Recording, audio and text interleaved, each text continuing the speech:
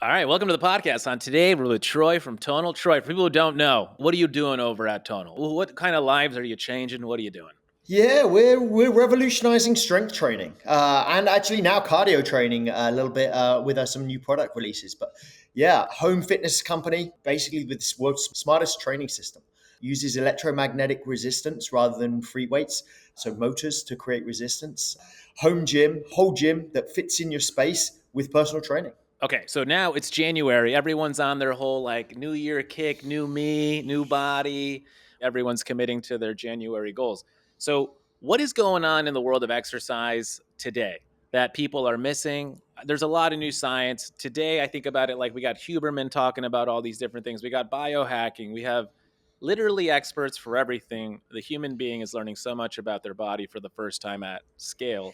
What's Tonal's view? What are you guys really focused on, and what's the angle?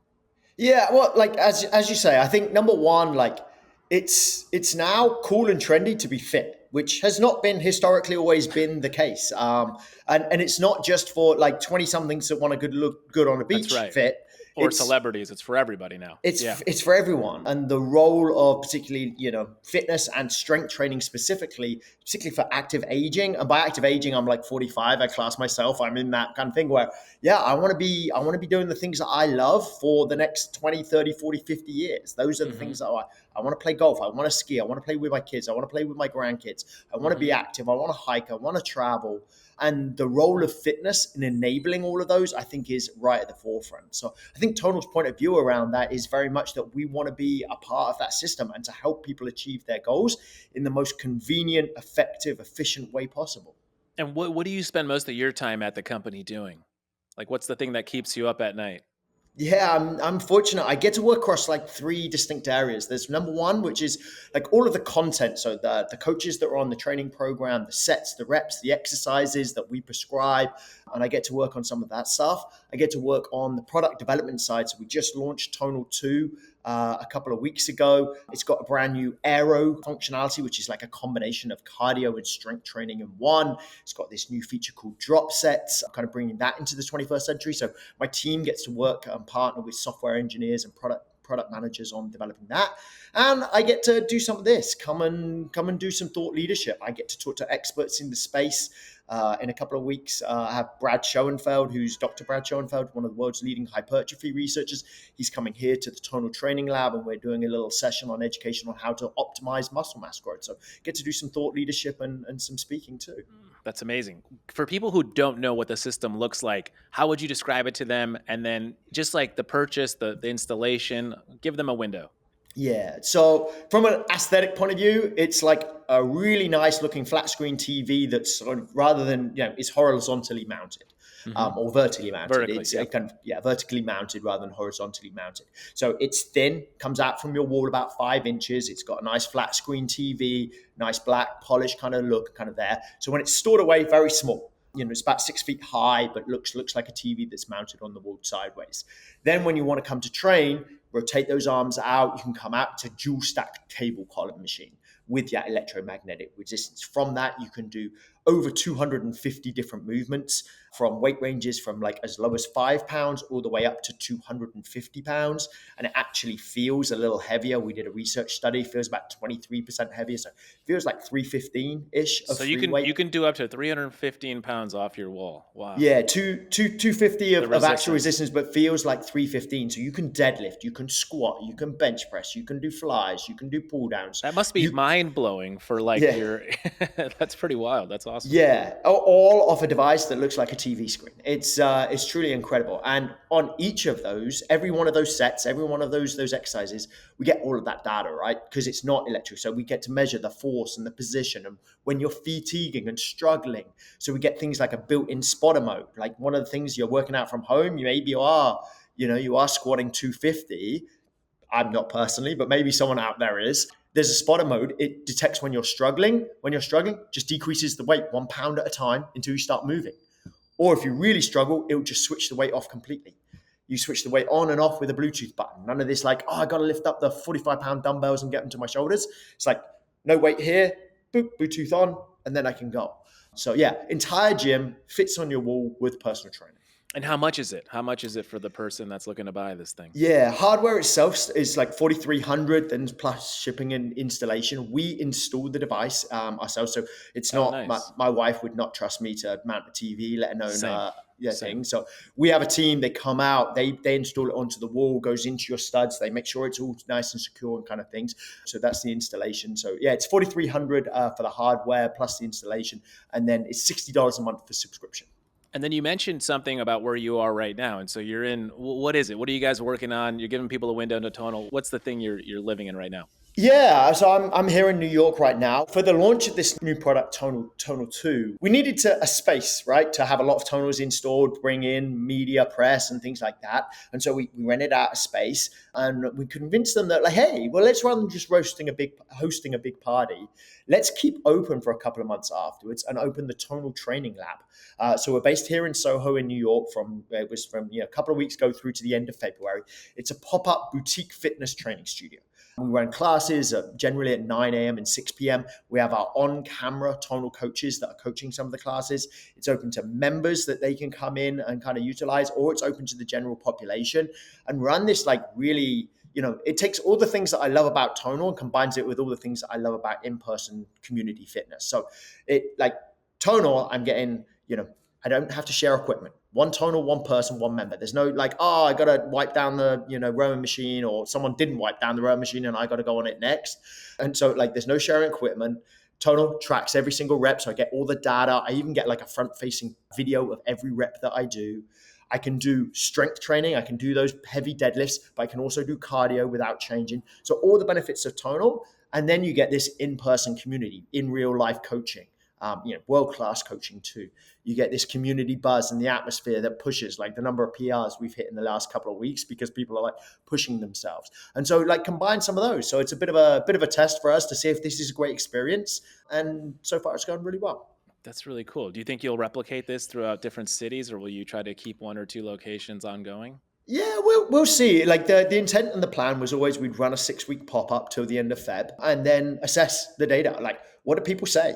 Do members love it? Do general public love it? Like, do we, does it make sense for us to do? And then evaluate. So I can't make any promises, but like so far it's going really well, and I'm getting tons of positive feedback. That's really cool that you're seeing personal PRs be broken too. I assume like there's just a motivating element to a bunch of people working out, whether together, just Yeah. via the program. I mean, that's really interesting.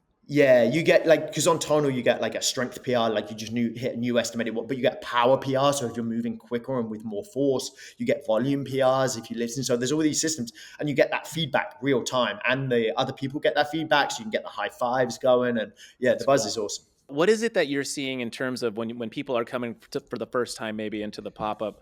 What's the biggest like thing that they're getting used to? Is it like, oh, there's no weights, and so there's like a small learning curve as it relates to the resistance? What's the thing that most people go, oh, and then what's the moment where it just clicks, and then you're like, Yeah. They got it. What is that like?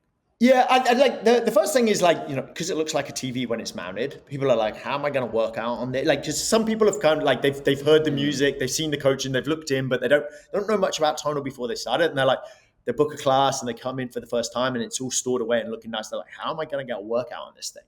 And then like, the arms go out and kind of thing. And like, there's a little learning curve around that, right? It's new. It doesn't look like a traditional cable column or a squat rack or something that you might have seen. So there's a little bit of a learning curve, like 5 minutes.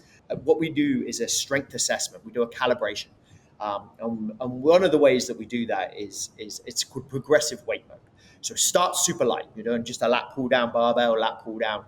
Start super light, 20 pounds. It's pretty easy. Next rep, 23 pounds. Next rep, 28 pounds. Instantly changing as you go. And so it's measuring your force and how strong you are and your speed, and calibrating the weights in real time, not just for that move, but for every move in the library. We do 4 movements, and then we can calibrate your weights for every single one of those 250 plus moves. And so then you start seeing the light bulb go. And the main thing is like, literally the Bluetooth button, weight on or weight off at the touch of a button. People are like, bang, oh, 250. That's a lot of weight. And then you see the eyes light up. And you guys have attracted some amazing athletes: Maria Sharapova on the tennis side, Drew Brees on the football side. What is it that you think these guys are seeing, like at the professional athlete level? What is it giving them that obviously these guys are elite? And so what are they seeing where it can help their game go up 1 or Yeah. 2%? What is that like?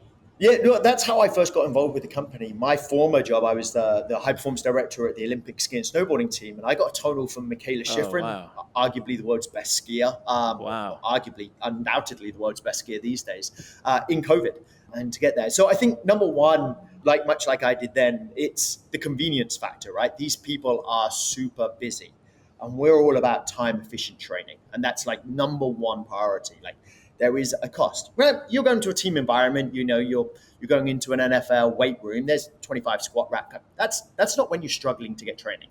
When you're struggling to get training is when you've got like a press appointment, I don't have the half an hour drive. And you can relate this to your real life and going to the gym and kids and sports events that you're driving them to, or busy job. It's the convenience factor of being in your home and being able to get a super effective workout. Like anyone can do an at-home workout. Like you can pick up some body weight, and I would encourage you, if you don't have a tonal or dumbbell, do body weight. It's better than nothing. But even the best athletes in the world can get a really effective workout on tonal in a really short period of time, and I think that's why it's so popular. What's the average workout time? And so if I'm hit the button, like what is it? Can I do something in 15 minutes, 10 minutes? So the mean of the member is 34 minutes as a workout. Okay. But Okay. if you think about that from 34 minutes, that's 34 minutes from literally you were probably in your pajamas, didn't even put on some socks. It's not Sure. 34 minutes from like, I got to the gym. Well, there was like 15 minutes getting there before, 15 minutes afterwards. Like, so number one, it's kind of things. I myself, my average workout length is about 6 minutes. I am a huge exercise snacker. I'll go in, I'll do a Zoom call, I'll be on a podcast, I'll have a meeting, finishes 10 minutes before the end of the hour, I'll get up. Okay, let's do a warm-up set and a heavy set, and I'm done. I've had tonal for about 4 years. I know 350 days in a year. What's that? Yeah, let's call it 1,400 days. I've done nearly 1,800 workouts, and it's not because I'm working out every day. It's because I'm doing like 3 6-minute workouts a day. I get in these small, quick, fast workouts, so you can get really, really quick. Yeah, that's super efficient. I do like that. It's so funny. I just moved into a new building, and the gym I go to is like now a 5-minute walk. So like not far, Yeah. but the building has a gym. And so I just go downstairs to this gym for exactly that. It saves me 10 minutes, Yeah, which is so there's silly. tons of research around it, like proximity of the gym to the likelihood of working out. Like, and it's not like, oh, it's a 2-mile walk or it's like a 10-minute, like it's these small distances. Like, do I walk past it on my way home or not? Because if I walk past it, James Clear, Atomic Habits, make it obvious. You see it all the time. You're more likely to use it. You go in your building, the gym's there. Oh, I should probably do it. Tonal's the same. It's designed beautifully, number one, because we've got a great design team, but number two, because you want to put it in a place where you're showing it off and that it's obvious for you. Because if it's going in your like garage, there's nothing wrong with garage gyms, and we do have plenty of people that store it in garage, but probably a little less likely to use it. Don't see it as often. It's down in the spare room, in the back basement kind of thing. If it's somewhere where you want to show off in your house, you're more likely to see it, and the more likely you see it, the more likely you are to do it. So that's the stickiness you're saying. Yeah. So yeah, One I of guess the that's aspects true. for sure. Yeah, if you're committing to invest that much time and money and it's right in front of you, that's a great point. So it creates this accountability that's sort of, I guess most people don't think about. Yeah, and that shows up in both our member engagement data and also on the churn side. The churn is like unbelievably low. That's like number of members that unsubscribe. You're talking tiny sub 1% level churn, which is just unheard of in the fitness industry. To put that into context, like your typical gyms, like losing 30 to 50% of its members every year, we're like less than 1% a month. So yeah, incredibly sticky, and not just in the business metric, which is the churn, but like people are not just like continuing to pay for it; they're utilizing it. Average workouts on Tonal after 3 years of ownership is more than 2.5 times per week. After 3 years, starts higher than that, but even 3 years later, this is your average workouts are still 2.5 times a week, which is like insanely high. I've never actually thought about this, but you're making me want to get one because it makes a lot of sense. If it's in your room, you're going to do it. And that data is It's my the job. 1% churn. The 1% churn is pretty incredible, actually, because you're totally right. I mean, all these fitness things don't last. Okay, so let's dive deeper into that. What do you think? What else is sticky to? What's the other stickiness? Is it the coaching? What are the other points? Yeah, I think it's like this full stack integrated system. So you've got like incredible hardware that we've talked around. You also have like really incredible software that like has, all those small things that help you at the start, like the badges, the nudges, the prompts. You can set a schedule. We can kind of remind you. So you're getting these little like, nudges, as it were, from behavioral science concepts to get you in. You're on a 22-week streak. You might as well get that workout in and make it 23. You just got a badge. We hit you a new PR. You've got some social engagement. You can friends each other. Oh, I just saw Diego's doing an awesome workout. I can copy that workout, add it to my program, and I can now do the workout that Diego was doing. That's cool, and kind of thing. So there's all these sort of software elements that are really designed just to make it more enjoyable, but the more enjoyable, you're more likely to do it. And then you touched on it, the coaching and the content that's on it. You're getting, it's in person. Like the easiest analogy I think people will understand is, you're getting a Peloton style live coach in front of you, motivating, giving you technical feedback, giving you the right instructions, the sets, reps. Lots of people say it like just takes the cognitive load out of thinking. I like, some people, I enjoy writing to my own training programs. I like, that's kind of what I do. But other people are like, I don't know, just tell me what to do, right? I will do it. I just want to have to think about it too much. We hear a lot that just takes the cognitive load out of it. And not only that, but it's helping you progress while taking the cognitive load out. So there's algorithms and AI that one is monitoring your form, pose modeling, real time, assessing, hey, you're swaying to the left or right on a lunge, things like that. You're getting to review those video afterwards. And it's also an algorithm that's progressing you. What we find is a lot of people in the gyms, the research on this is like, most people have been lifting the same weight for like 20 years. Like, it's like, I go in and I do the 25s. And you're like, they've been doing the 25s for a real long time. And we know that progressive overload is literally the underpinning principle of making progress. And so we have a progressive overload algorithm. When we notice you're more than 2 or 3 reps from failure, so like that rep was too easy, we'll bump it up, not by 5 pounds, but by 1 pound or 2 pounds the next time you come back. And so we can make this like breadcrumb approach where you can make these consistent changes. And I think people make something in the region of 50 to 70% gains in their first year in strength. That makes a lot of sense. I mean, because a regular gym, you can't do that. You're going to go up in 5-pound increments, or as what you guys are doing is if you can breadcrumb it, and then people feel better, right? Because then they're getting stronger. I got progress. Yeah. So it becomes self-reinforcing. Yeah, totally. It's so amazing. It's like you set the bar low enough for people to achieve it, and only you can do that because you have the science or the tech, I guess. That's really cool. I appreciate it. That's I wish I came amazing. up and invented it. I did not. I purely work and get the fortunate to maybe polish some of the things that's already been in flight. I hadn't actually thought about this in this light, so this is pretty amazing for me. When it comes to just at a high level, any company that's doing what you're doing, there's always a component where it's like a data play, right? You're seeing all these people working out, and so there's data there. What you do with that data is always a mystery. When it comes to what you guys are doing and you're bringing in experts that you're talking to, you mentioned the doctor earlier, what is it that you guys might be seeing in terms of the data that you find, interesting from a human behavior perspective or just a science evolution perspective?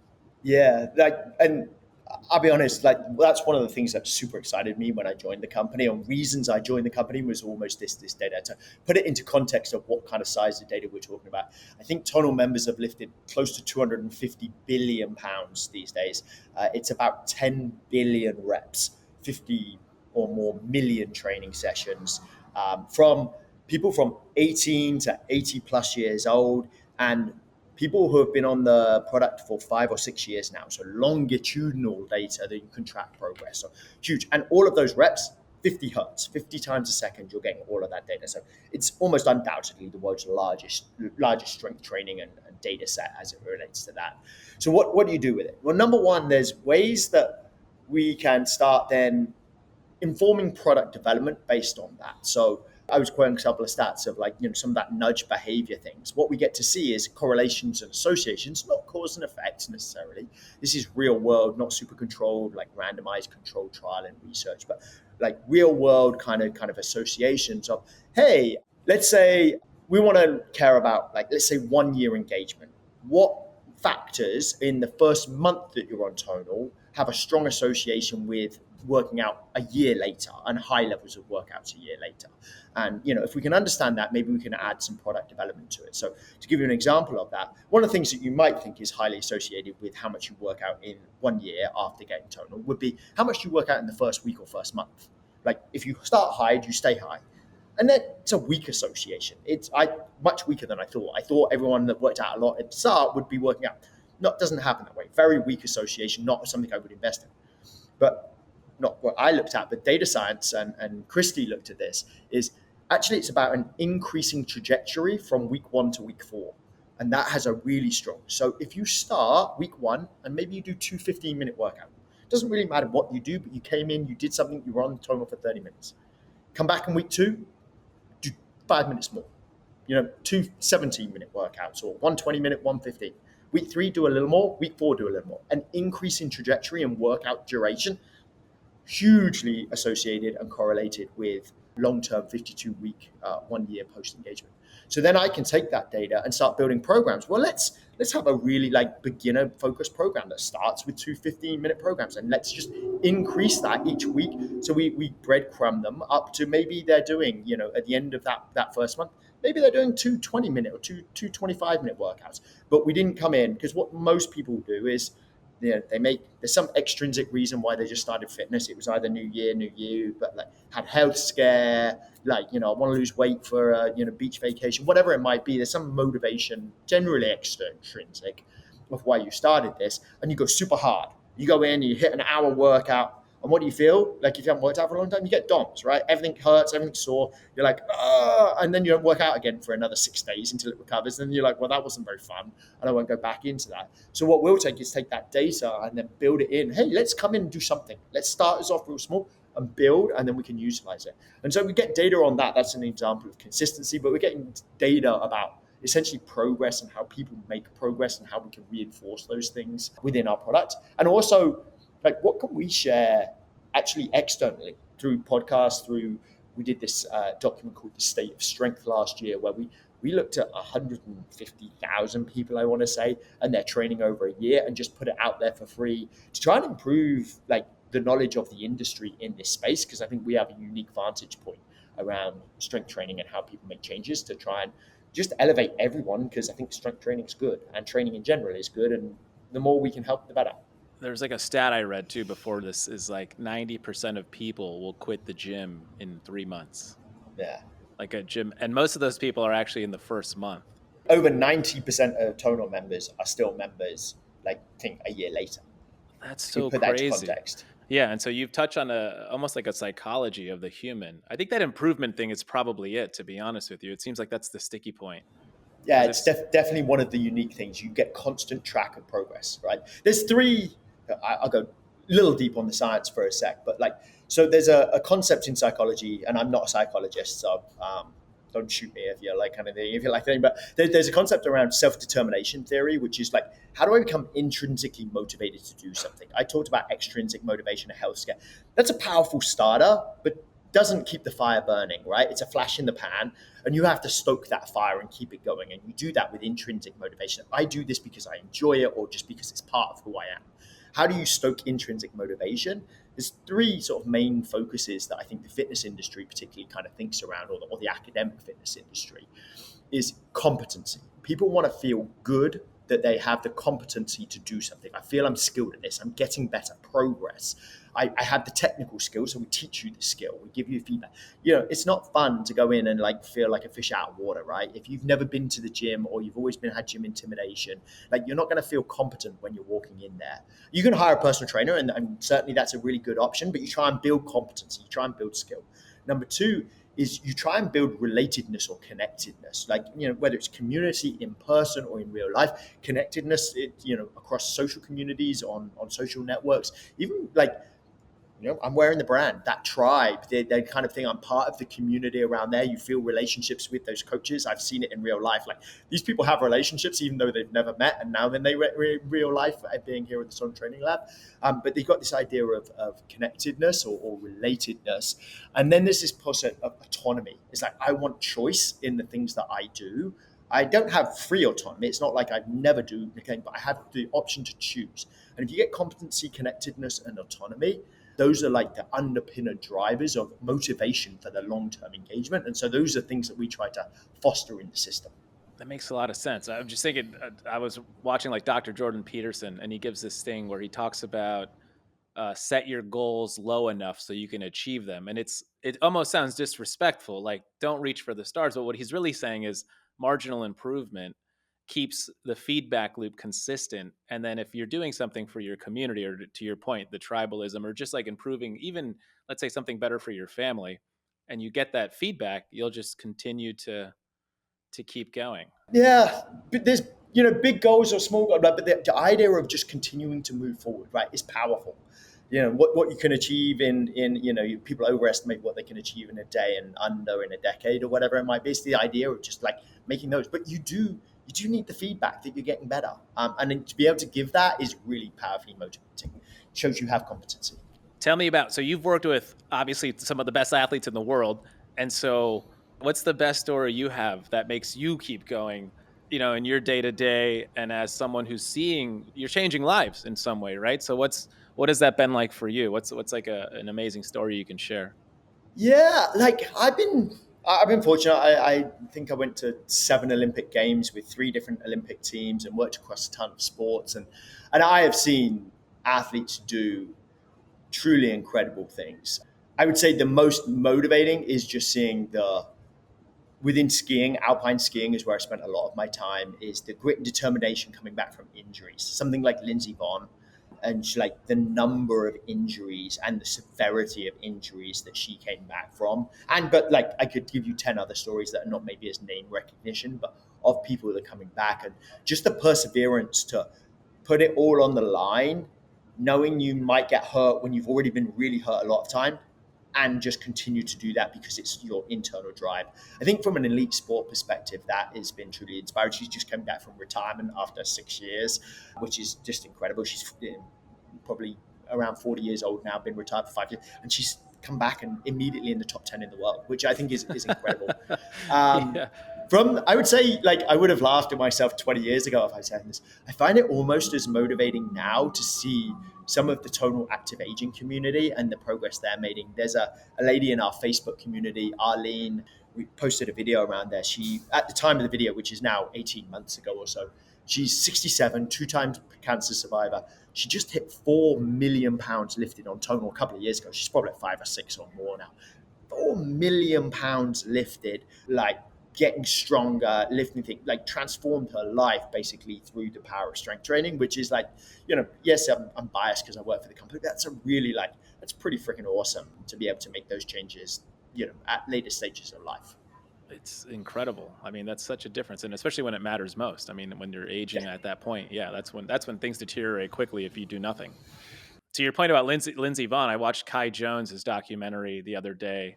Mm-hmm. Oh my God! I mean, just crazy. The going off the cliff, the injury, and then the comeback from that crazy injury, both knees. I mean, just the mental toughness of what appears to be a very young man. He's a young person, and Yeah, yeah. it's wild to watch. Like, and then him to just fearlessly go back after almost a year, I think it was, And do it all again. and Yeah. do it all again.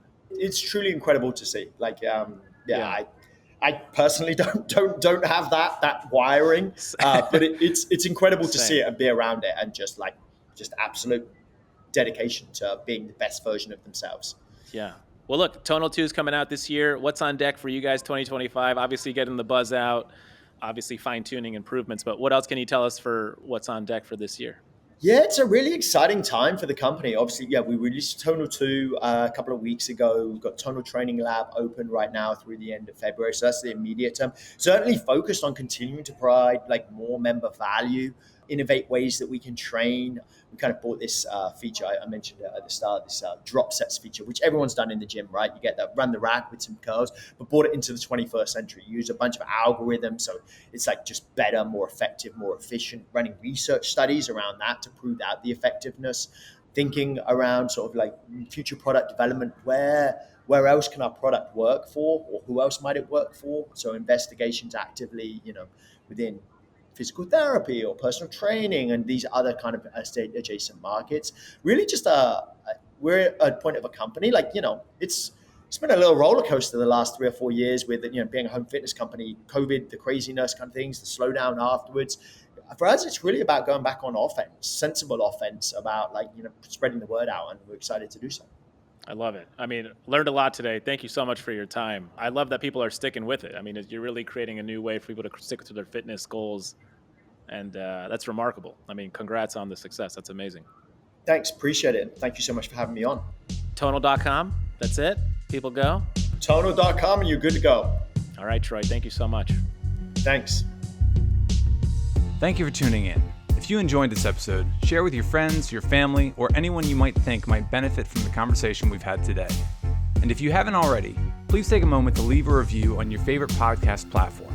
We'd greatly appreciate it. Your feedback helps us improve and reach more people who can benefit from our discussions. The best way to stay connected with us and get the latest updates on future episodes is through our social media channels. You can find us at Startup Storefront. We'll be back next Tuesday with another great episode. See you then.